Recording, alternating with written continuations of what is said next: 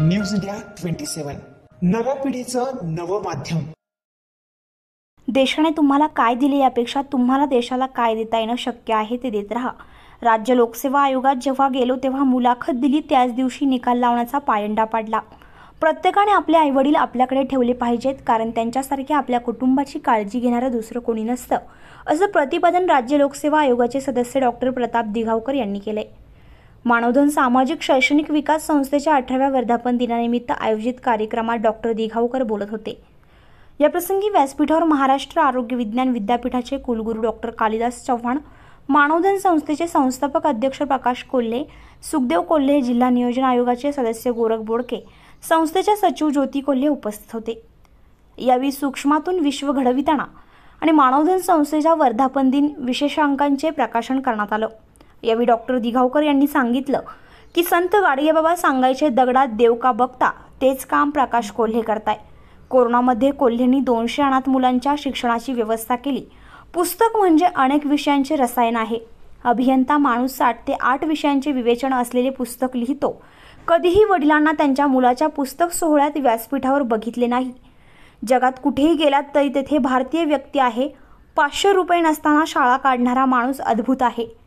देश महासत्ता होण्याचा मार्ग शाळा महाविद्यालयातूनच जात असतो आणि हेच ओळखून मानवधन संस्थेच्या माध्यमातून ते काम सुरू झालं आहे। विद्यार्थ्यांच्या चेहऱ्यावर आत्मविश्वास आणि शेतकऱ्यांच्या चेहऱ्यावर हास्य जेव्हा दिसेल तेव्हा खऱ्या अर्थाने देश महासत्ता झाला असे म्हणता येईल, असेही डॉक्टर दिघावकर यांनी यावेळी सांगितलं। देशाचे नेतृत्व करण्याची ताकद युवकात आली पाहिजे। येणारे दशक हे भारतीय युवकांचे आहे, असेही त्यांनी यावेळी सांगितलं। आमची भेट योगायोगाने झाली। ज्यावेळेस कोरोनामध्ये ज्यांचे आई वडील दोन्ही वारले त्यांचा शिक्षणाचा खर्च आम्ही 4 जणांनी करायचं ठरवलं।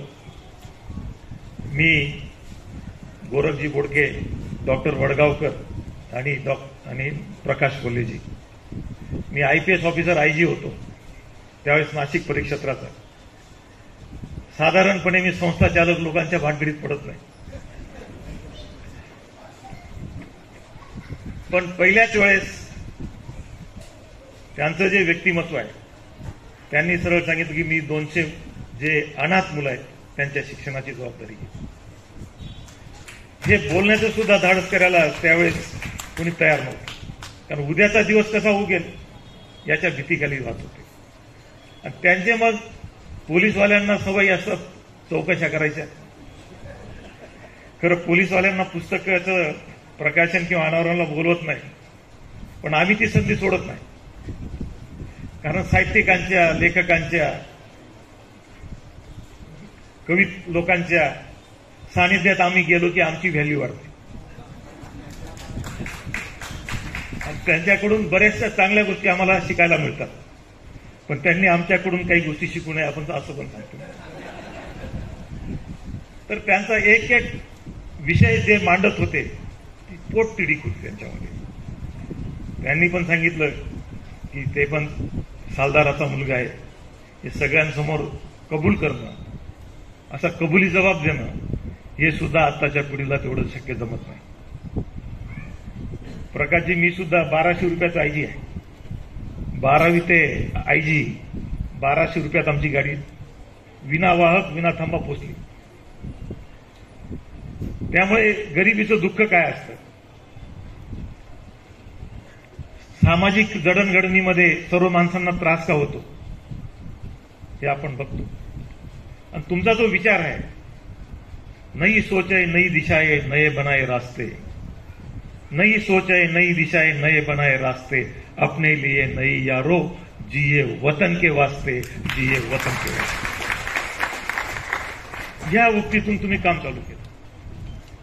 नाही तर एक IG एक संस्था चालकाच्या जवळ इतका येतो, याच्यातच तुमच्या कर्तृत्वाचं, तुमच्या चारित्र्याचं गुपित लपलेलं आहे। प्रास्ताविक प्रभाषणात ज्योती कोल्हे यांनी 2004 साली संस्था स्थापन केली असून आता 18 वर्षांनंतर ही संस्था बाळप्रौढ झाली आहे। हा 18 वर्षांचा प्रवास करताना अनेक अडचणी आल्यात, परंतु ध्येय निश्चित असल्यानं आजही संस्था मोठी करण्यात यश आलं आहे, असं त्यांनी यावेळी सांगितलंय।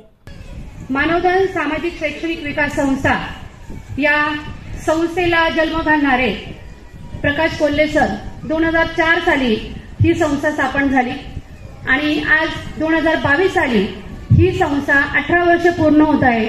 म्हणजे कुठेतरी त्यांनी जे बाळ जन्माला घातलेलं होतं ते बाळ आज प्रौढ झालेलं आहे आणि याचा आम्हाला सर्वांना एक सार्थ अभिमान वाटतो झाली. नंतर त्या संस्थेचं जे उद्देश होतं की सामाजिक आणि शैक्षणिक क्षेत्र, तर मग या हेतू लक्षात ठेवून 2005 साली धनलक्ष्मी शाळा सुरू झाली आणि त्यावेळेस सर मला बोलले की आपली शाळा सुरू करायची. आणि मला या गोष्टीचा विश्वास नाही पटला की मला तर पहिले माझ्या डोळ्यापुढे स्वप्न असं एक शाळा म्हणजे वाटायचं की मोठी बिल्डिंग पाहिजे. मग त्यावेळेस आमची परिस्थिती अशी नव्हती की आम्ही मोठ्या बिल्डिंगमध्ये शाळा सुरू करू शकू. मी त्यावेळेस पण सरांना विरोध केला की असं आपल्याकडनं शक्य नाहीये, परंतु सर त्यांच्या मतावर ठाम राहिले आणि बघता बघता आमची पहिली मराठी मीडियमची शाळा धनलक्ष्मी शाळा सुरू झाली आणि त्यानंतर एका पाठोपाठ आमच्या इंग्लिश मीडियमच्या शाळा देखील सुरू झाल्या. यावेळी जीवन गौरव पुरस्कार मुक्तेश्वर मुनशेट्टीवार यांना प्रदान करण्यात आलाय.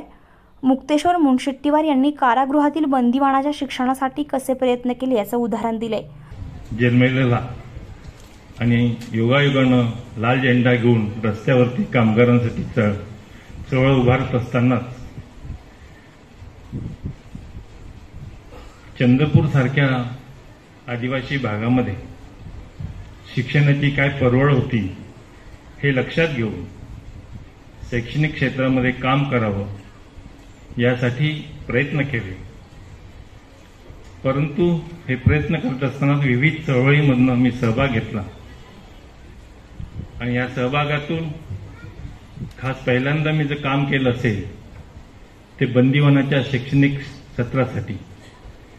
कारागृहात असलेले सगळे बंदिवान हे गुन्हेगार आहेत असं नाही, त्यांच्या शिक्षणाची व्यवस्था व्हावी म्हणून मुक्त विद्यापीठाचं पहिलं केंद्र नाशिकच्या सेंट्रल जेलमध्ये नेण्याचा प्रयत्न केला आणि त्याला यश आलेलं. त्यातलं एकच उदाहरण देतो अनेक उदाहरणापैकी.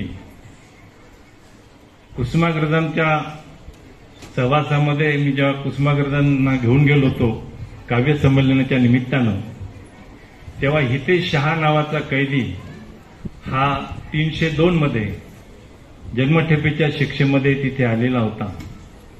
त्यांनी तात्यासाहेबांच्या समोर शिक्षण घ्यायचं आहे म्हणून विनंती केली आणि तात्यासाहेबांनी मला सांगितलं की याला आपल्याला शिक्षण द्यायचं आहे आणि ते शिक्षण बाहेरून 17 नंबरचा फॉर्म भरून आधी SSC केलं, मुक्त विद्यापीठातनं त्याला BA केलं.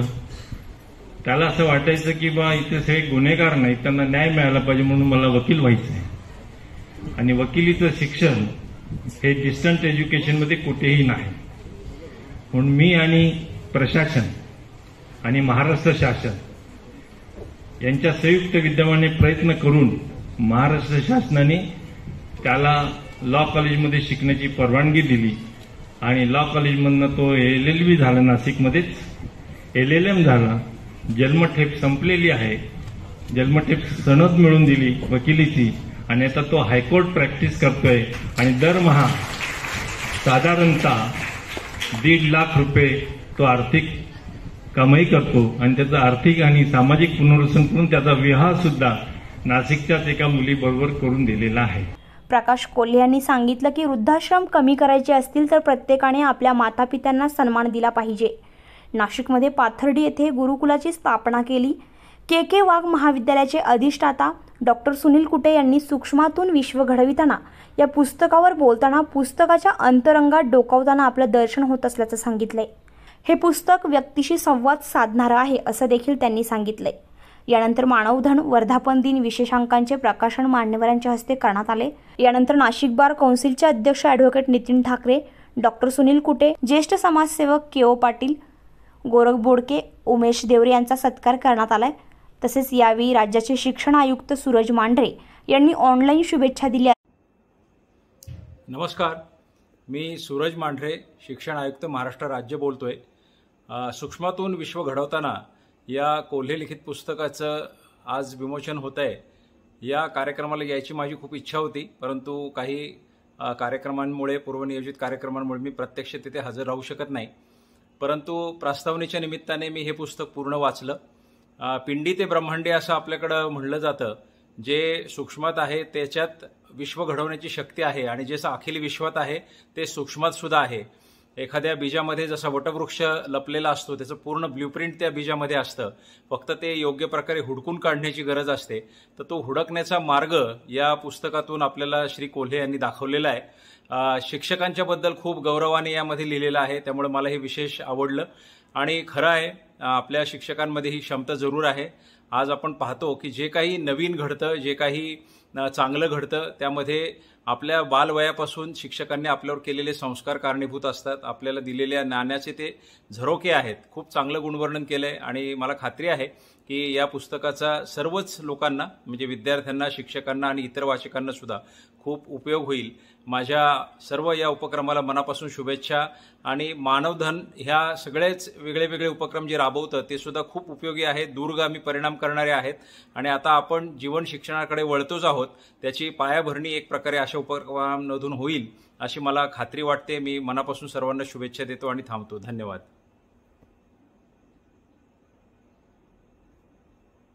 शाळांमधील मुख्याध्यापक सुरेखा निकम, वैशाली पवार, प्रदीप देवरे, उपमुख्याध्यापिका पूनम पाटील तसेच सर्व मानवसेवक यांनी अथक परिश्रम घेतले.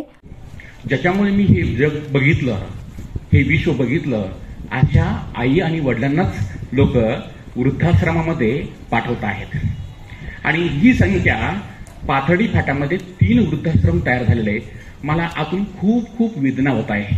आनंद सेवेकरी जे काही ज्यांनी सेवा स्वीकारली आहेत, वृद्धाश्रम उभे केले आहे, त्यांना जरूर आनंद मिळतो आहे. कारण मोठ्यांची सेवा ही देवाची सेवा, ईश्वराची सेवा म्हणून त्यांनी स्वीकारली आहे. परंतु दुसरीकडे मी बघितलं, अरे माझ्याच आईला, माझ्याच वडिलांना मी किती आनंदाने वृद्धाश्रमात पाठवतो आहे. याला आनंद म्हणायचं का दुःख म्हणायचं, आपण सगळ्यांनी समजून घ्यावं. आणि याचंच उत्तर शोधण्यासाठी सूक्ष्मातून विश्व घडवताना यामध्ये हाही मुद्दा मांडलेला आहे. मी थोडं संस्थेकडे पुन्हा येतो. खूप खूप बिकट परिस्थिती आहेत आणि त्या परिस्थितीतून मला एक आनंदाने सांगायला बरं वाटतं. संस्थापक, चेअरमन ही पदं नंतर आलेले आहेत, परंतु मी एक सालकऱ्याचा मुलगा म्हणून आता तुमच्या समोर उभं राहताना आनंदाने सांगताना मला खूप आनंद वाटतो आहे.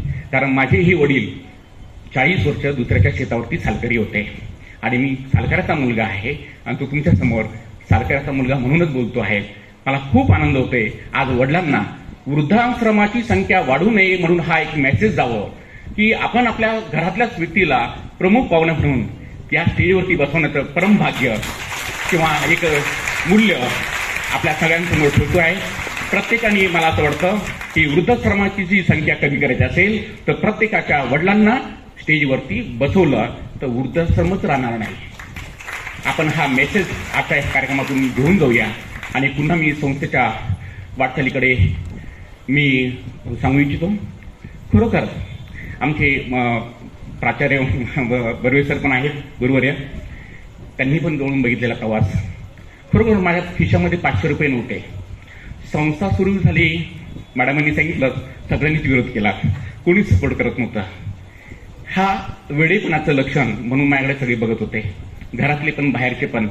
काही ठराविक लोक होते, त्यांनी आधार देण्याचं काम, नाही तू करतोय ना तू कर, अशी म्हणणारी संख्या खूप कमी होती. आणि त्या संख्येपेक्षा माझ्या अंतर्मनामध्ये जी ज्वाला होती, ती परिस्थितीची होती. गवताचे भारे वाहताना, शाळेत जाताना, शाळेत शिक्षण घेताना जो काही त्रास झालेला आहे, त्या त्रासाचं उत्तर मला शोधायचं होतं. म्हणून कोणी शुभेच्छा देऊ, सपोर्ट करो अथवा न करो, मला मार्ग क्रमण करायचा आहे, हा अंतर्मनाचा ठेवा. तसाच मी जोपासत पुढे पुढे आलो. एक विल पॉवर, आत्मविश्वास या जोरावरती शाळा सुरू करायची ठरवली. संस्था स्थापन झाली 2004ला. 2005ला प्रसंग पण थोडा सांगतो. राणीनगरच्या त्या क्रॉसिंगमध्ये त्यावेळेस वर्षभरामध्ये 4 ते 5 मुलं ऍक्सिडेंटली देवाघरी गेले होते, शाळकरी मुलं. मी त्यावेळेस जेल रोडला राहायचो, ते वाचायचो पेपरमध्ये आलेल्या बातम्या. आणि एक दिवस तिकडे पाथर्डी परिसरामध्ये पाहुणा म्हणून मी गेलो आणि चहा पितानाचा प्रसंग असं होता. त्या ताईने आम्हाला चहाची कब्बशी दिली. गेल्या अनेक पुस्तकांचा पहिला वाचक, त्यांच्या सगळी जे आतापर्यंत जी पुस्तकं लिहिली त्याचा पहिला वाचक बनण्याचं भाग्य मला लाभलंय. कोविडमध्ये 2 वर्ष या जगाने खूप वेगळा अनुभव घेतला.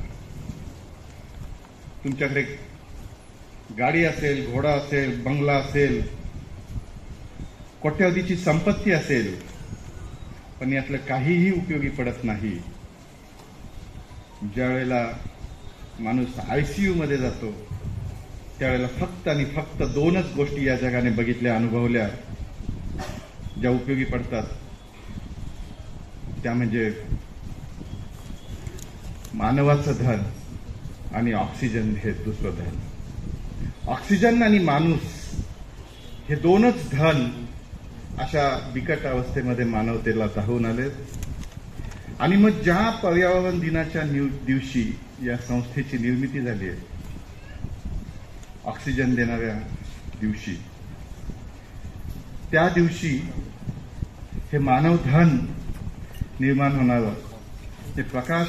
यावेळेस व्यासपीठावर राज्य लोकसेवा आयोगाचे सदस्य प्रताप दिघावकर साहेब, महाराष्ट्र विज्ञान विद्यापीठाचे कुलगुरू डॉक्टर कालिदास चव्हाण, संस्थेचे संस्थापक प्रकाशदादा कोल्हे, सुखदेव कोल्हे, सचिव ज्योती कोल्हे, गोरख बोडके तसेच या कार्यक्रमासाठी मोठ्या संख्येने विद्यार्थी, पालक आणि रसिकजन उपस्थित होते. या कार्यक्रमाचे सूत्रसंचालन अपर्णा कुलकर्णी आणि रेखा अहिरे यांनी केले, तर आभार सुरेखा निकम यांनी मानलेत. न्यूज इंडिया 27 साठी दामोदर थोरात, नवीन नाशिक.